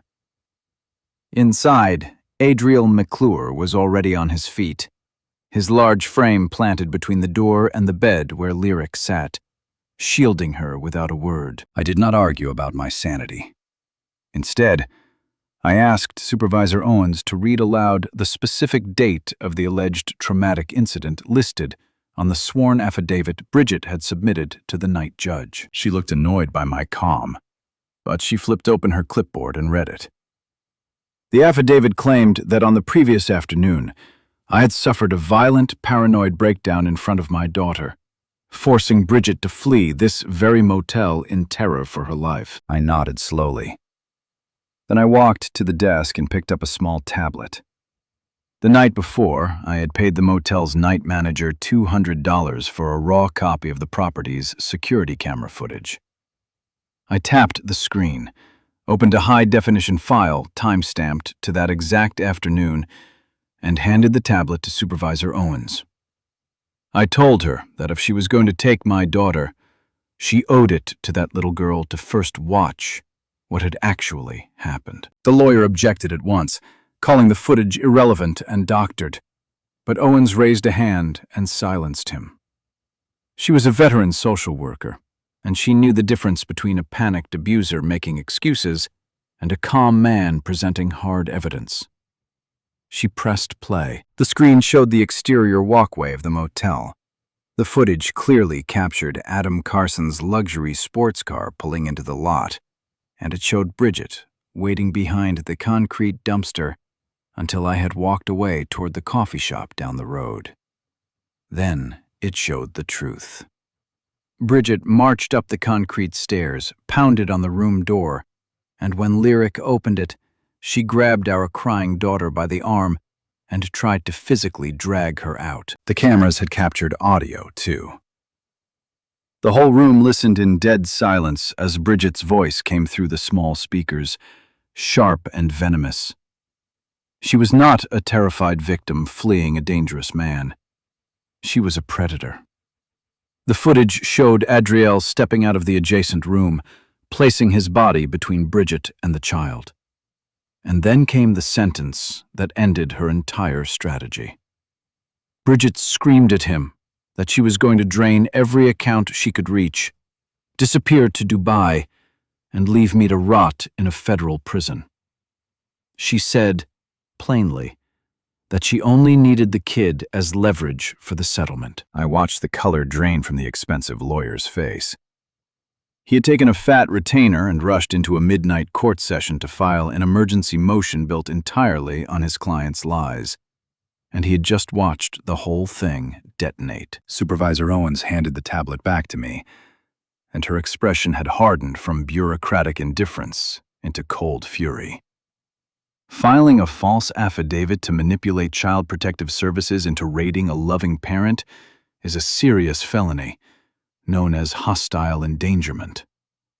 She looked at the lawyer, who was already backing toward the door, and informed him that the removal order was canceled on the spot.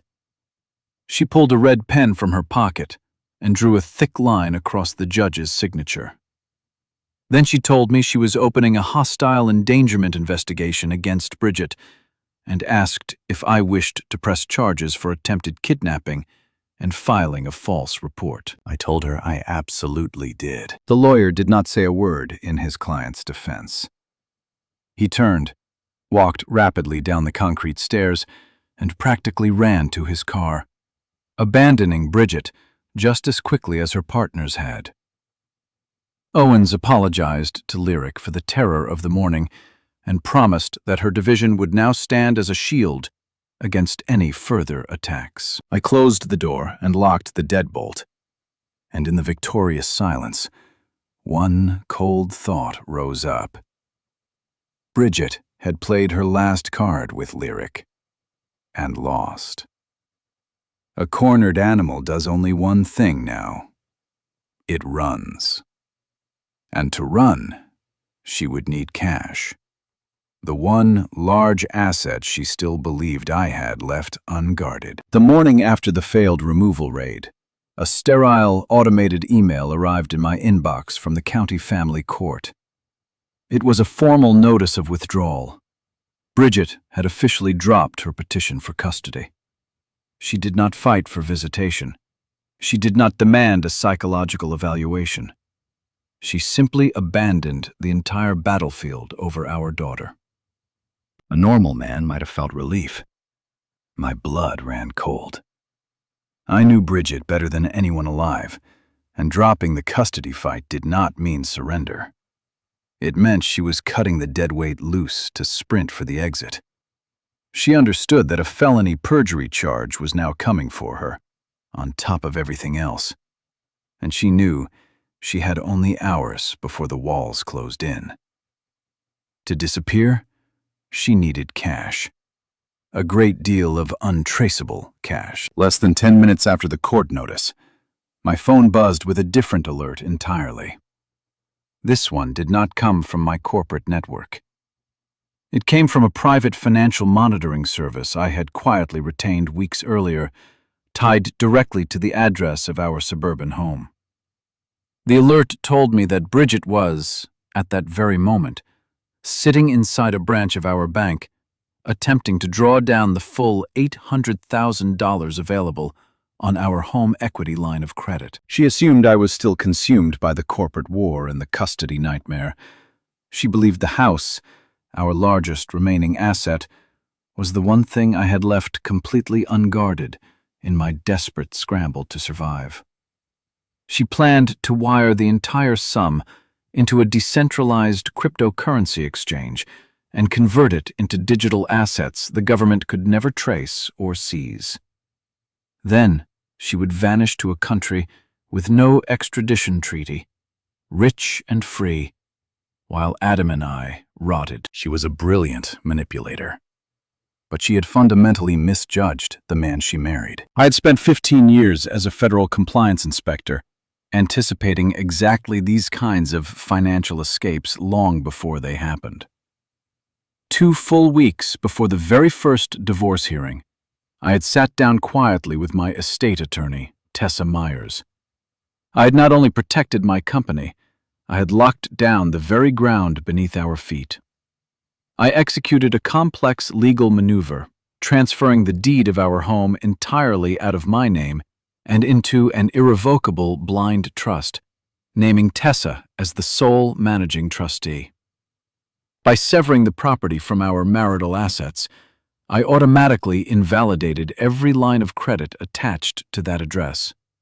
And because irrevocable trusts do not appear on standard marital asset disclosures, Bridget had no idea it even existed. She walked into that bank wearing dark sunglasses and carrying a large designer tote, bypassed the teller line, and demanded a private meeting with a senior wire specialist. She presented her identification and signed the authorization forms, requesting the immediate release of $800,000. She sat in the plush leather chair, tapping her expensive shoe against the carpet, already calculating exchange rates and mapping flight paths, expecting the whole thing to take 10 minutes. The specialist typed her information into the terminal and hit the execution key. The screen did not show a processing window. It flashed a severe red warning code. The automated security system recognized that the equity line was attached to an irrevocable trust, and that the woman in the chair was neither the grantor nor the named trustee. Worse, the system flagged the massive withdrawal as a direct violation of federal banking regulations governing unauthorized trust liquidation. The computer did not merely decline the request. It froze the terminal and sent a silent priority alarm to the branch manager and the regional fraud division. The wire specialist was trained for exactly this kind of moment. He did not flinch or alert her to the disaster unfolding on his screen. He simply smiled, apologized for the slow network, and offered to fetch her a cup of coffee while the system finished processing. Then he walked calmly out of the glass office and straight to the desk of the branch manager, a sharp woman named Mina Maddox. Mina looked at the fraud codes flashing on her own monitor. Attempting to extract $800,000 from a blind trust is not a misunderstanding. It is a major federal banking felony. She followed strict corporate protocol for a high-value crime in progress. She reached under her heavy desk and pressed a hidden button. Bridget sat in the glass office, sipping her coffee, checking her watch. She noticed the specialist had not returned. She looked out at the main floor and saw the tellers quietly stepping back from their drawers, drifting toward the secure rooms. The first sharp sting of panic hit her. She stood, walked out of the office, and headed for the main entrance. She pushed against the heavy glass doors. They did not move. The hidden button had activated the magnetic security locks, sealing the entire building. She pushed harder, throwing her weight against the glass, but the doors were sealed shut. She was trapped inside the bank lobby like a rat in a glass cage. She spun around, demanding the manager open the doors, threatening to sue for unlawful imprisonment. Mina simply stood behind the bulletproof teller glass, a phone pressed to her ear, and watched her unravel. Bridget began to strike the doors with her bare hands, her perfect composure dissolving into raw hysteria. She pulled out her phone to call her attorney, forgetting he had abandoned her hours ago. The call went straight to voicemail, and through the thick glass, she saw the flashing lights of 2 police cruisers jump the curb and park diagonally across the entrance. 4 armed officers stepped out, unholstered their restraints, and walked toward the doors. The trap I had built 2 weeks ago, in the quiet of an attorney's office, had finally snapped shut around her. I pulled into the bank's parking lot and shut off the engine. Red and blue lights bounced off the tinted glass of the building, turning the quiet sanctuary of wealth into an active crime scene. A uniformed officer stood guard at the entrance, with the heavy ring of keys to the magnetic locks. I approached, holding my state identification and a thick leather folder against my chest, and I calmly explained that I was the husband of the woman locked inside, and the sole trustee's representative for the account she had tried to drain. The officer verified my identity over his radio, unlocked the doors, and escorted me onto the main floor. The tellers were huddled near the back vault, whispering. The air was thick with tension. I walked straight toward the glass walls of the manager's office, and through them I could see Bridget. She was already giving the performance of a lifetime. She sat in the leather guest chair, sobbing, her shoulders shaking with manufactured grief, while 2 officers stood over her with their notepads. Even through the glass, I could hear the tremor she had built into her voice. She was telling them that I was a cruel, financially abusive husband, that I had hidden all our marital assets to leave her destitute on the streets, that she had only come to the bank to access a little money for basic living expenses and to hire a lawyer to protect herself from me. The younger officer was nodding along, visibly sympathetic, writing down every word. Bridget had always been brilliant at manipulating the kindness of men. She truly believed she was talking her way out of a federal banking felony. I turned the brass handle and pushed the door open. Bridget froze mid-sentence, and her tear-filled eyes locked onto mine. For just an instant, before she could stop it, a flash of pure, undiluted hatred cut through the weeping victim. The older officer turned, placing a hand near his belt, and asked me to identify myself. I did not raise my voice. I introduced myself politely, told them the woman in the chair was indeed my wife, and that every word she had spoken was a calculated lie meant to cover a serious crime. Bridget started shouting over me, demanding they arrest me for abuse and harassment. I ignored her completely and set my leather folder on the manager's desk. I opened it and laid out her reality, one document at a time.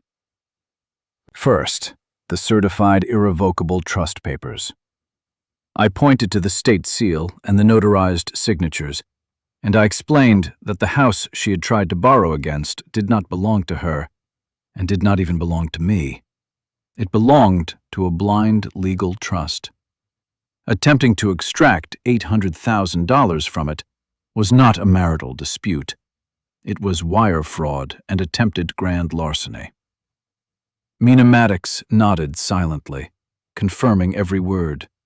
Bridget screamed that the documents were forgeries I had printed myself. I did not respond.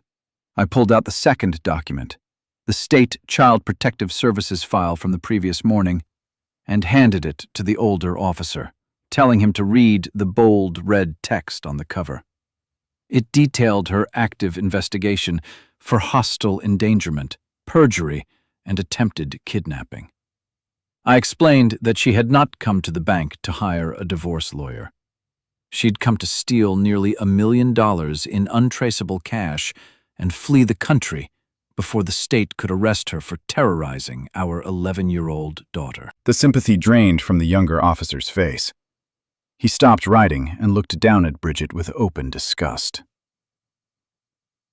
But I was not finished. I pulled out the third and final document, the sealed federal subpoena from the boardroom, and dropped it heavily onto the desk. I told the officers that the woman weeping in the chair was the primary target of a federal racketeering and tax evasion investigation, that she had used my company to launder trafficked money, and that she needed the $800,000 to disappear before the indictments came down. The older officer looked at the trust papers, the felony endangerment file, and the federal subpoena. He understood now that he was not dealing with a distressed housewife. He was dealing with a dangerous flight risk facing decades in multiple prison systems. And Bridget understood it too. The walls of that small glass office closed in to crush her. No money, no allies, no lawyer, no escape. The sudden, total collapse broke something in her. She let out a sound that was not a scream, but the raw roar of a cornered animal, and she launched herself out of the chair, lunging across the small room with her hands reaching for my face. I did not flinch. I simply took one calm step to the side. She missed me entirely and crashed into the edge of the desk. Before she could recover, both officers were on her, twisting her arms behind her back. She thrashed and kicked and screamed obscenities across the silent bank floor. The older officer forced her steady, while the younger snapped the handcuffs tight around her wrists. The struggle ended, leaving only her ragged breathing. They pulled her upright and began to read her rights in flat, mechanical voices. She stood there in her custom suit, her hair wild, the steel cuffs gleaming, and still she glared at me with venomous defiance. She still believed she and Adam would find a way out of this together, that their alliance would hold. I asked the officers if I could speak to my wife for one moment. They nodded, keeping a firm grip on her arms. I walked slowly across the room and stopped inches from her face. She bared her teeth, ready to spit poison. I leaned in and lowered my voice to a soft whisper meant only for her. I told her I had received a call from my attorney 10 minutes before I arrived.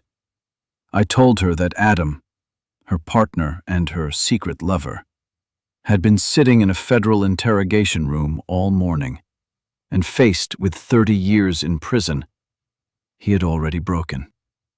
He had cut a plea deal less than an hour ago. To save himself, he had surrendered her completely, handed over her texts, her offshore accounts, and named her as the sole mastermind behind the entire operation. I watched the last spark of defiance die in her eyes. The color drained from her face until her skin looked like pale parchment. Her jaw trembled, but no words came. There is no loyalty among thieves when the prison sentences start coming. She understood in that instant that she was going to take the fall for everything. Completely alone. I stepped back, nodded to the officers, and watched them march her out into the blinding afternoon light toward the waiting cars, knowing the long war was finally over. The federal justice system moves with the patience of a glacier. I knew the criminal trials for the trafficking ring and the tax evasion would not begin for many months, and that Adam and Bridget would sit in their concrete cells the entire time, waiting for the prosecutors to build their cases. But I had spent my whole career studying the flow of money, and I understood something most people never learn. True punishment does not always require a prison sentence. While the government prepared to take their freedom, I prepared to erase their financial existence entirely. I did not need to wait for a criminal conviction to begin. The civil destruction was immediate and absolute. I walked into the office of my corporate legal team and instructed them to file a devastating civil lawsuit in state court. The charges had nothing to do with cartels or trafficking. We filed for gross corporate sabotage, extreme breach of fiduciary duty, and the intentional infliction of financial ruin. The beauty of a civil suit is that the burden of proof is far lower than in a criminal trial. And I already held a mountain of undeniable evidence: the encrypted server logs, the forged loan documents, the phantom invoices, every piece of the conspiracy laid out in high definition. A civil court is a brutal battlefield where the only armor is the money you can afford to pay your defense attorneys. My enemies had no armor left. The predatory lending firm that had issued the forged loan, realizing the documents were fraudulent and its borrower was now a federal inmate, had unleashed its own army of litigators directly onto Adam and Bridget as private individuals, freezing every personal asset they possessed. The federal government had seized the rest as evidence. They were completely broke and legally paralyzed. When the court-appointed process server handed them the civil lawsuit through the bars of their respective cells, they finally understood the hopelessness of the trap. They could not afford a civil defense team. They could not even cover the basic filing fees to submit a written response. They were forced to sit in silence while the legal deadline slowly expired. When a defendant fails to respond within 30 days, the court does not wait. It moves forward without them. On a quiet Tuesday morning, I walked into an empty civil courtroom with my lead attorney. There was no dramatic trial, no cross-examination, no jury. The judge reviewed the comprehensive evidence I had submitted, noted the complete absence of the defendants and the expired response period, and without a single word of debate, he brought his gavel down. He awarded me a total default judgment, the absolute legal right to seize, liquidate, and claim everything Adam and Bridget had ever owned to satisfy the massive damages they had deliberately caused. I moved with the cold precision of a surgeon removing a tumor. I directed the court-appointed liquidators to begin. We started with Adam. They seized his luxury downtown condominium, the property he had used to project an image of untouchable power.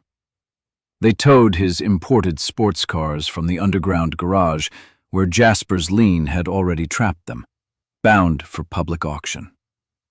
They emptied his investment portfolios and stripped his retirement accounts to the legal minimum. Then I turned to Bridget. Using the federal subpoenas and the sweeping power of the civil judgment, I cracked open the offshore shell companies she had established in Delaware and the Cayman Islands. She had believed that moving the laundered money across international borders would protect it. She never anticipated a civil racketeering judgment. My team worked with international banking authorities to legally repatriate every dollar she had hidden, and we seized the designer jewelry she had stored in private deposit boxes across the city. Within weeks, the liquidators had accumulated a massive pool of recovered capital. The condominium, the vehicles, the repatriated offshore funds, it amounted to millions of dollars. A lesser man might have kept that wealth to rebuild his own fortune, or spent it on foolish luxuries to spite the people who had tried to ruin him. I did not want to touch a single cent of their poisoned money. Keeping it would mean keeping a piece of their betrayal alive in my home, in my daily life. I wanted something far more permanent and far more protective. I sat down with Tessa Myers and drafted the most restrictive document I had ever commissioned. I established a bulletproof generation-skipping trust entirely in the name of my daughter. Every dollar recovered from the civil annihilation went straight into that untouchable fund. I wrote the bylaws so that neither Bridget nor Adam could ever access a single penny of it, naming them both as permanently excluded hostile parties. Even if they found a corrupt lawyer willing to sue the estate from their cells 20 years from now, the trust was legally insulated against any claim. The money would grow quietly in conservative funds, locked away and inaccessible until Lyric turned 25, released to her in carefully managed installments for her education and her future. I took the illicit fortune Bridget had tried to build by destroying my life, and I transformed it into an unbreakable shield for the very daughter she had tried to trade away. 3 months after the arrests, I returned to the family court for the final divorce decree. It was the same room where my destruction had once been scheduled, but the atmosphere had changed completely.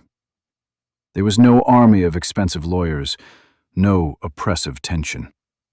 I sat alone at the petitioner's table, and a bailiff led Bridget in an orange jumpsuit and chains, looking as though she had aged 10 years in 3 months. The asset division took less than 3 minutes. The civil judgment had already stripped her of everything. The custody matter took even less. Citing the felony endangerment charges and the testimony of Supervisor Owens, Judge Garrett permanently severed all of Bridget's parental rights and awarded me sole, irrevocable guardianship. There would be no visits, no holiday phone calls. He signed the decree, stamped it with the county seal, and declared the marriage dissolved. The infection had finally been cut out, and the wound was closed. 5 years dissolved into the steady rhythm of rebuilding. I turned 67 last autumn, but I no longer felt the weight of my age. The heavy fatigue that had plagued the final years of my marriage was gone, replaced by a sharp and enduring clarity. Davenport Construction practically ran itself now, under the strict compliance standards I had reinstated. The very protocols Adam had once convinced the board to abandon in the name of fast growth. I installed verification systems for every contract, required background checks for every subcontractor, and built the cleanest, most transparent company in the state. That transparency caught the attention of the very government agencies that had once knocked on my motel door. Within a year, we were bidding on major public infrastructure contracts, building schools and hospitals and bridges, work that mattered. The profit margins on honest federal work dwarfed anything the criminals had ever laundered through my accounts. The company did not merely recover, it rose higher than it had ever stood. I rewarded loyalty the way it deserved. I gave Jasper Atkins an exclusive primary vendor contract and helped him expand his fleet. And he grew from a struggling subcontractor into the most respected equipment director in the region. We built on a foundation of mutual respect. Two old men who had learned that legitimate work, done right, is more powerful than any shortcut. Adriel McClure still lives down the street from our new home, and he still comes for dinner every Sunday. I sold the old suburban house the year of the divorce. It was a museum of a dead life, and I did not want my daughter growing up inside a monument to betrayal. I bought a modern home on the northern edge of the city, a structure of reinforced concrete and impact-resistant glass that I sometimes think of as a fortress. But it is not the walls that make it safe. It is what happens inside them. Lyric is 16 now. She's no longer the small girl who stood up in a courtroom clutching a tablet. The private academy sharpened her intellect, but the real education happened at our kitchen table every evening. I taught her to read a balance sheet, to spot the warning signs of fraud, to understand the architecture of money and the people who try to abuse it. She absorbed it all with a speed that still amazes me. I was not raising an heiress. I was forging a capable, clear-eyed woman who understood that true power comes not from loud demands, but from absolute command of the truth, and the discipline to use it. The final test of everything I had taught her arrived on a quiet Tuesday afternoon, in a plain white envelope. I sorted the mail at the end of our driveway, and found it tucked between two investment brochures, bearing the return address of a federal correctional institution 3 states away. I recognized the shaky cursive at once. It was from Bridget. She was approaching her first parole hearing, and she was afraid. She wrote that she had found religion, that she had spent 5 years reflecting on her mistakes, and she begged me to submit a letter of character reference to the parole board. She wrote that my forgiveness was the only thing that could free her. And then she reached for the oldest weapon she had, claiming that Lyric needed her mother, that a child should never be separated from the woman who gave her life. It was the same poison, repackaged in the desperate language of an inmate. I felt nothing. No pity, no vindictive urge. I recognized the moment for exactly what it was. A final examination. I placed the letter flat on the kitchen island and called my daughter's name. Lyric came down and looked at the page. She did not gasp. Her hands did not shake. She stood in the quiet kitchen and read the begging words of the woman who had once tried to trade her to the state for a suitcase of cash. I watched her face, searching for any lingering wound, any misplaced guilt. There was none. She finished the last line, and she did not look up to ask me what to do, because she already knew. She picked up the letter, walked calmly to the shredder by the office door, and fed it into the steel blades. The grinding filled the room for 2 seconds, and then there was silence. She turned, picked up her textbook, and went back to her homework, untroubled by the ghost that had tried to reach out from a prison cell. We do not negotiate with people who try to destroy us. She had learned that lesson in her bones. I stood there looking at the confident young woman across the kitchen, and I understood that my greatest victory was never outsmarting the government or bankrupting my enemies. My greatest victory was right there in that room. I had protected my company, yes, but more than that, I had protected the mind and the spirit of my child. I spent most of my life believing that providing for my family was enough to guarantee their loyalty. I was wrong.